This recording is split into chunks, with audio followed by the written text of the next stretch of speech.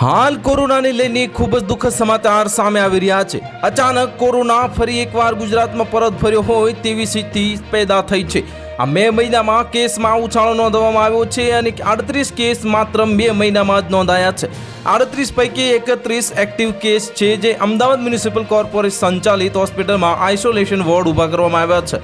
આ એસવીપી શારદાબેન અને એલજી હોસ્પિટલમાં વોર્ડ ઊભા કરવામાં આવ્યા છે। ખેડા અને નડિયાદમાં કોરોનાનો એક કેસ નોંધાયો છે અને 8 મહિનાની બાળકી કોરોના પોઝિટિવ આવી છે। આ બાળકીને 20 તારીખથી તાવ આવતા હોસ્પિટલમાં દાખલ કરવામાં આવી હતી। બાળકીને તાવ આવતા ગઈકાલે કરાવ્યો નહોતો જે કોરોનાનો રિપોર્ટ કરાવ્યો હતો। રિપોર્ટ કાઢતા બાળકીને કોરોના પોઝિટિવ આવ્યો હોવાનું જાણવા મળ્યું છે। આ થોડા દિવસ પહેલા જ માતા પિતાની બાળકીને લઈને વડોદરા ગયા હતા। વડોદરાથી આવ્યા બાદ જે બાળકીની તબિયત લથડી હતી અને અમદાવાદ શહેરમાં છેલ્લા 24 કલાકમાં 4 કોરોનાના નવા કેસ નોંધાયા છે। શહેરના તમામ દર્દીઓ પૈકી એક 84 વર્ષીય પુરુષ હોસ્પિટલમાં દાખલ છે। બાકીના તમામ અન્ય દર્દીઓ હાલમાં હોમ આઇસોલેશનમાં છે। તો કડીમાં પણ એક યુવક જે પોઝિટિવ છે અને મે મહિનામાં કોરોનાના કેસમાં ઉછાળો નોંધાયો છે। મે મહિનામાં 38 કેસ નોંધાયા છે જે પૈકી 31 કેસ એક્ટિવ છે।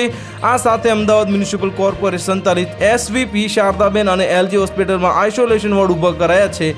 રાજકોટમાં પણ ફરી એક વખત જે કોરોનાનો કેસ નોંધાયો છે અને 43 વર્ષીય પુરુષનો કોરોના ટેસ્ટ પોઝિટિવ આવ્યો છે।